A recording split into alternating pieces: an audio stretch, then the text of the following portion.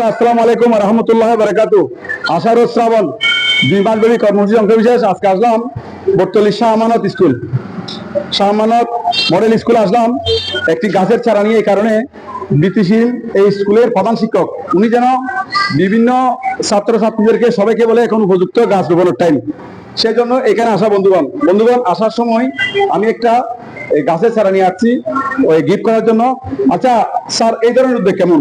ভালো না? এখন তো গাছ রোপণের টাইম। হ্যাঁ, এখন তো বর্ষাকাল, তো এই সময়ে গাছপালা রোপণের পর্যাপ্ত সময়। কাজেই গাছপালার কারণে হয়তো পরিবেশটা রক্ষা হয় ভালো। এবং বাচ্চাদেরকেও আমি উৎসাহ জানাবো যে যাতে ওরা বৃক্ষরোপণ অভিযান অর্থাৎ গাছপালা রোপণ করে।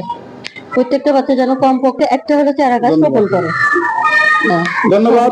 সুপ্রিয় দর্শক, আমি বৃত্তি ম্যাডামের হাতে এই চারাটি তুলে দিলাম। ধন্যবাদ। সুপ্রিয় দর্শক, আপনি কিছু বলবেন হুজুর?